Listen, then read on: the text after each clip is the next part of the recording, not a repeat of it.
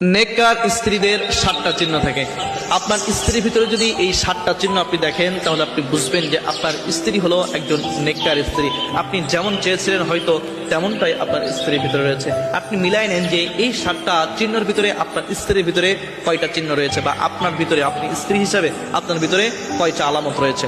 1 নম্বর আলামত হলো ঐক্যমতো এবং সময় মতো নামাজ পড়া। নেককার স্ত্রী যারা রয়েছে, ভালো স্ত্রী যারা রয়েছে, তারা কখনো নামাজে অবহেলা করে না। শুধুমাত্র নামাজ পড়া না, ঐক্যমতো এবং সময় মতো নামাজ পড়া। অনেক মা বোন রয়েছে, বিশেষ করে জোহরের সময় তারা বাসা বাড়ির কাজ করতে করতে এমন হয় 3টা-4টার সময় তারা নামাজ পড়ে। এই নামাজ কিন্তু আল্লাহ তাআলার দরবারে ঠিকঠাকভাবে কবুল হয় না, বা আল্লাহ কিন্তু পছন্দের নামাজ এমন না। ঐক্যমতো নামাজটাই হলো আল্লাহ তাআলা কিন্তু সবচেয়ে। এরপরে 2 নম্বর হলো একেবারে প্রপার পর্দা মেনটেন করা। নেককার স্ত্রী যারা রয়েছে তারা অবশ্যই পর্দা করে। তাদের স্বামী পর্দা রাখতে না চাইলেও তারা নিজেরাই পর্দায় থাকে। নেককার স্ত্রী যারা, তারা তাদের চেহারা কোনো কাউকেই দেখাতে চায় না, এমনকি তার আত্মীয় স্বজন যারা রয়েছে, মাহরাম, খালাতো ভাই, মামাতো ভাই, তাদেরকেও তারা দেখাতে চায় না। এরকম অনেক নারী রয়েছে। আপনার স্ত্রীর ভিতর যদি গুণটা থাকে, বা আপনার ভিতরে যদি গুণটা থাকে, আপনি বুঝবেন আপনি একজন ভালো স্ত্রী, বা আপনার স্ত্রী ভালো।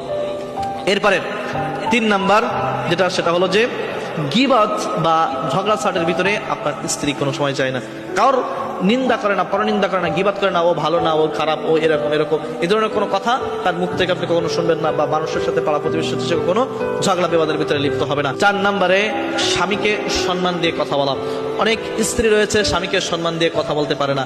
বাজারঘাট বিভিন্ন জায়গায় আমরা দেখি যে স্বামীকে হর হামেশাই অপমান করে বসতেছে।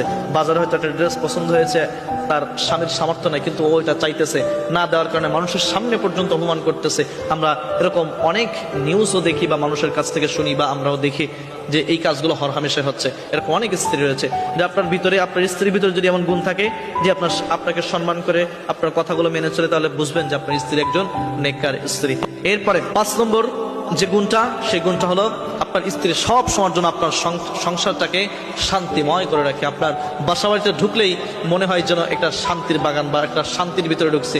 বাহির থেকে সমস্ত ক্লান্তি যেন দূর হয়ে যায় বাড়ির ভিতরে ঢোকার পরে, একটা বউয়ের মিষ্টি হাসি দেখার পরে।